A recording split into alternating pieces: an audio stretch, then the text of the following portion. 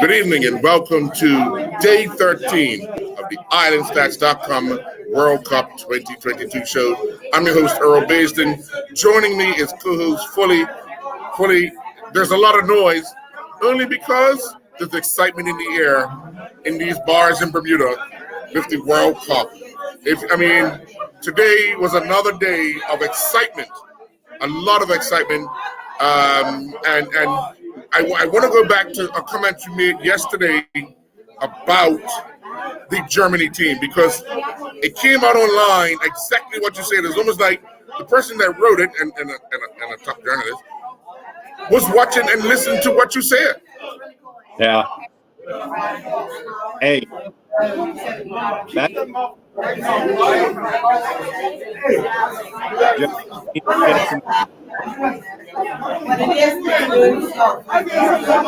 Yeah.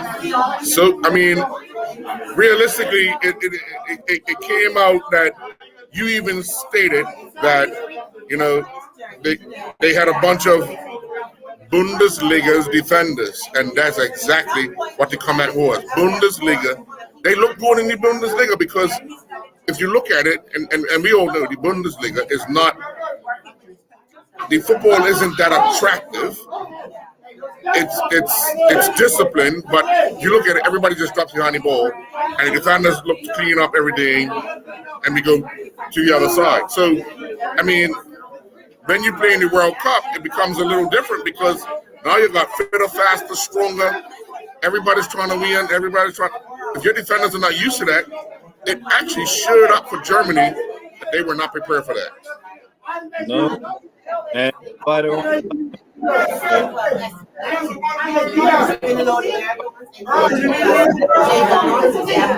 yeah. So let's talk about today's results, because clearly it was a day of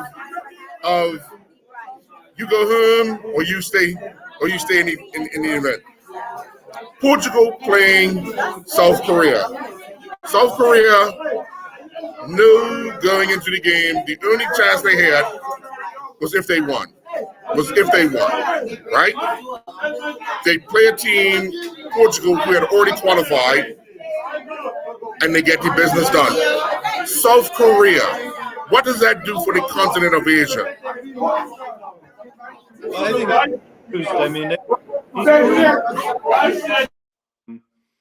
From the Asian continent, but you also have Australia going through as well. So, can you still hear me?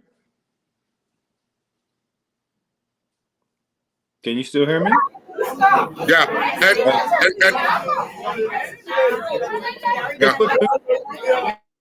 The unfortunate part is they later learned that they have to play Brazil. So, I don't know how long they're going to be there, but congratulations to them. Portugal missed some chances today. They missed some chances. Even though they rotated the side a lot, they should have won that. But credit to South Korea. They hung around, and they won it in the 91st minute, I believe it was. And a team like Portugal, they were already through. It's all about managing a team. If you look at it, we looked at Spain yesterday, pretty much played out the same way, wouldn't you say? Yeah. Nothing to play for versus everything to play for. Can't be mad at that. And then, of course, everybody had eyes on the other game, which was Ghana and Uruguay, for several different reasons. Yeah. It was a rematch of that big game, as you indicated last night. A few years ago, Suarez took a red card to help his team progress. This time he didn't need to. However, they didn't progress. For Uruguay, an aging team, as you already said, where do they go from here?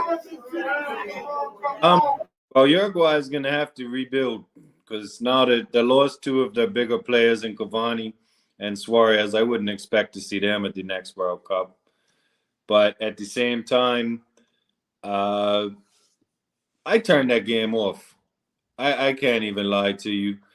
That penalty that Ghana got and missed, what was he thinking? There is no way you practice to take a penalty that way. He almost fell over after he hit the ball. I turned it off. It knocked the football right out of me. And he had enough time. He would have had enough time to get up, walk across, and pick the ball up. That's how. And I'm saying, when one takes a penalty, this progression to the ball has to be in a disciplined manner. And you just, the body language tell you, he was almost, I thought they held a gun to him and said, you take the penalty, because he looked like he didn't want to take it. Yeah, I didn't understand that. And a horrible penalty it was. And as you know, when you step up, you don't look confident, you hit a weak penalty, it doesn't go in. The match changed. And Ghana basically gave up. And that's true, because once they had missed the penalty, and then when they went down, it was almost like, you know what? Hurry up and get us back to the hotel. Let us get our bags. Let us get on the plane and go home, because it was almost like, they gave up the plot. Yeah, and I'm not mad because Thomas Partey.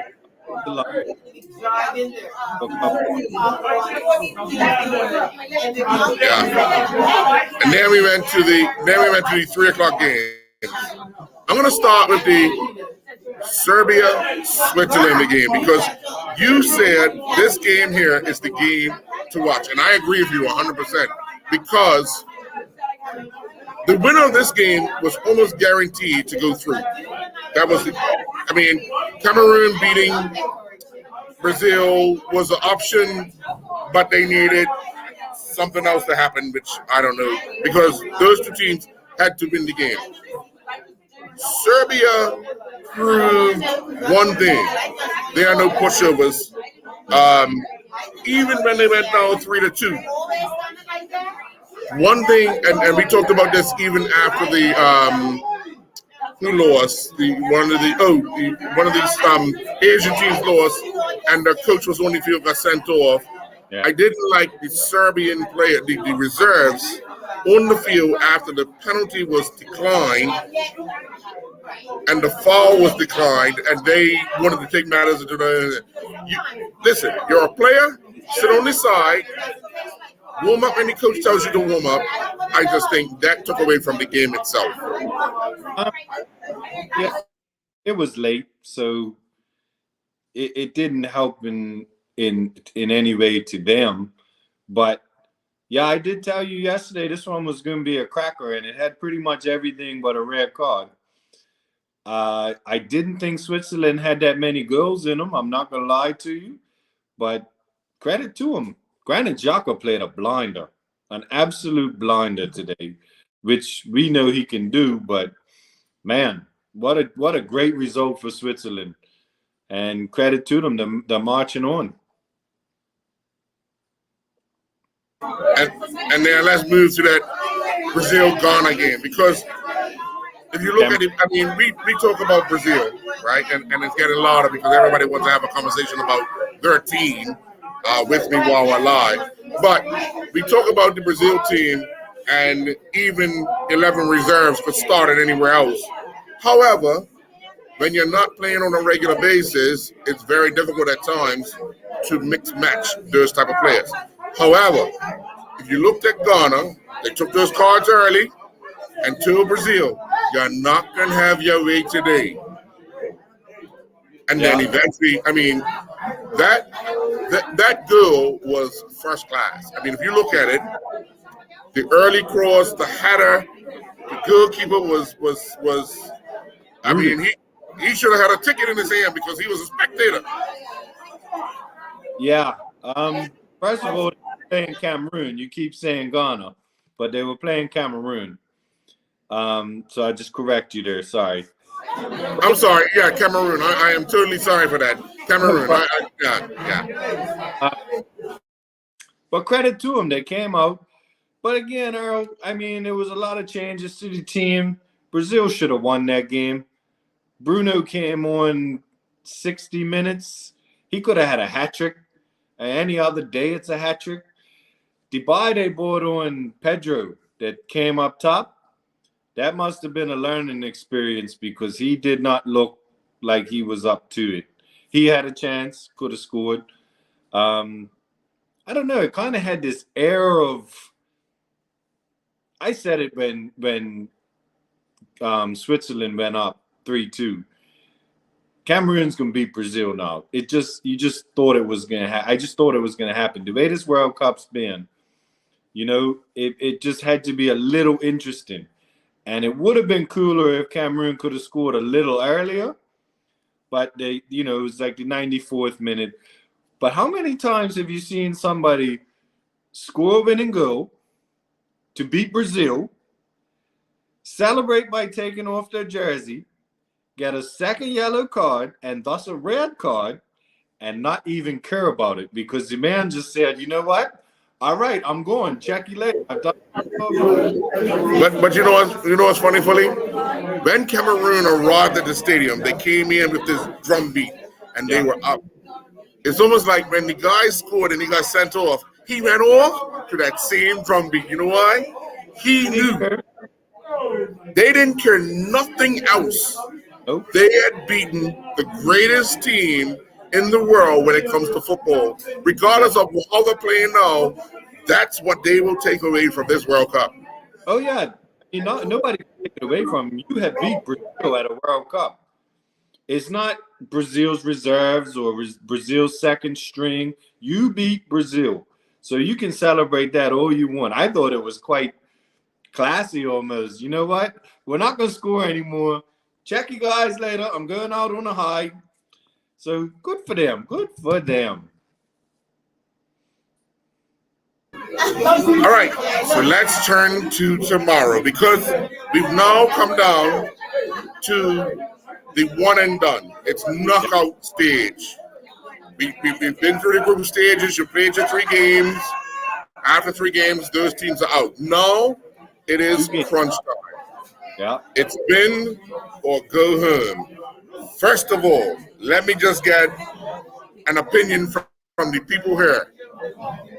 First game tomorrow, Netherlands and the USA. Who will win it?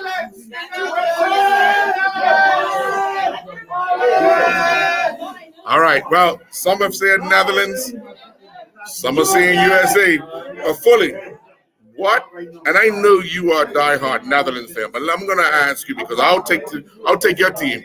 What does the USA need to do to advance? And I know I'm putting you on the spot. They have a great side throughout, as you know. They do have a great young side. I don't believe they can play as wide open as they have. The Netherlands will try and control the ball. The USA have to use the ball when they get it, but they have to take their chances. When the US get a chance, they have to take it because the Netherlands will give them chances. I would expect the US with such a young, energetic team to press the United States or to press Holland up the field and try and win the ball high and put them under immediate pressure. If they can do that, they have some talent out there. I'm not overly confident, and I'm not going to be stupid enough to rule out the United States from winning this game. However, they have to also be very good down the back because the Netherlands can score. Cody Gakpo is on fire. Memphis Depay is coming back, and I really like Memphis playing with Cody. So the U.S. it's got to be up here, and they have to take their chances. And I'm going to take your team because I've watched play, and I think to stay disciplined and stick to what has got them this far over the course of the few years with the youngsters and the flow of play. I think scoring early will settle them down And I think that will be the difference in the game. The longer USA hold them, Yeah. I think Yeah. some sort of doubt starts to filter into the team. But I honestly believe Netherlands have enough in their holster to get over this one, even if it's 1-0. But I think an early goal settles them down and helps them advance to the next round. And I think they will do that. They'll look for that early goal to kind of peg USA back and then force USA to come at them and leave gaps at the back.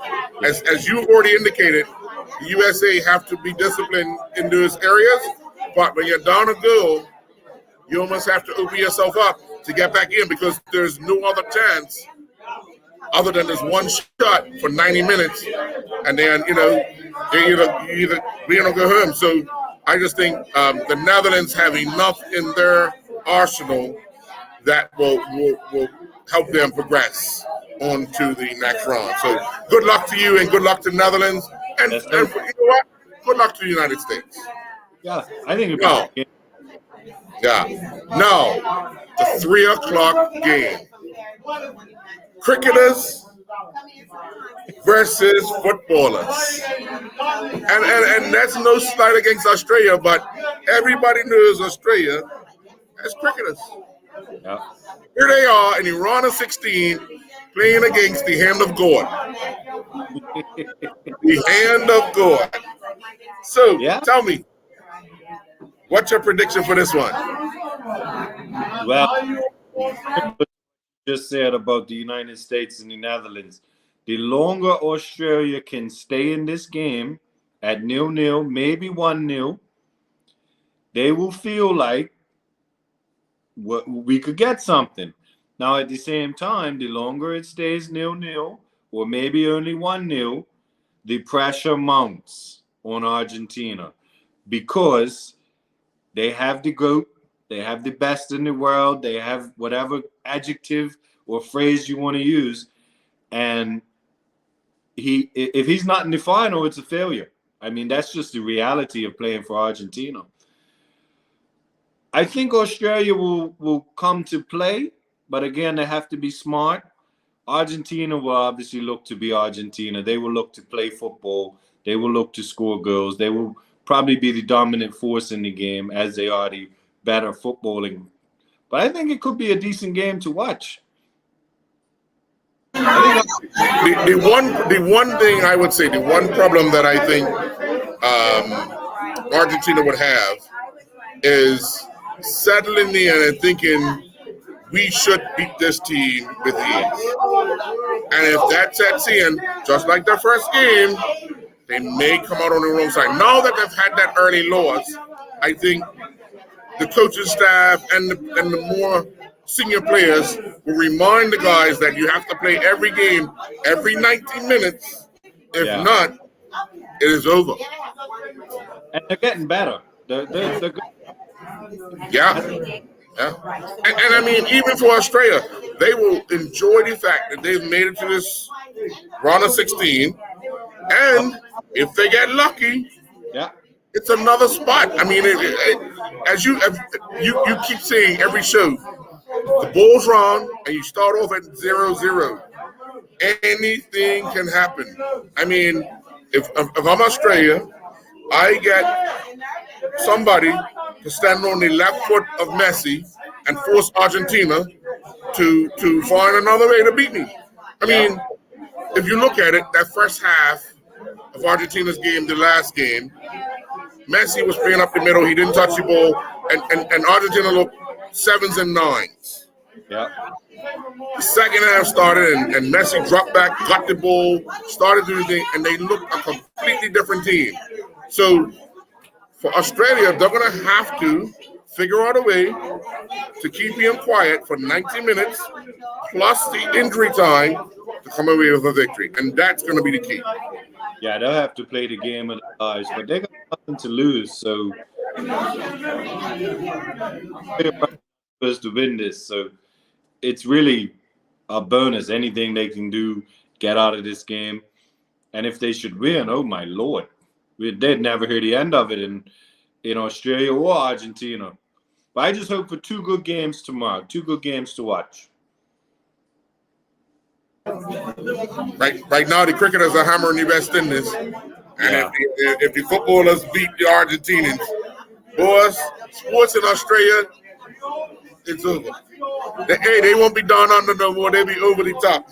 Yeah. So Foley, thank you very much for this evening. So, We'll be back tomorrow evening. We'll be back tomorrow evening at 8 o'clock for our next edition of the Island Stats World Cup Day 14 Elimination Round of 16 Day. See you later, Foley.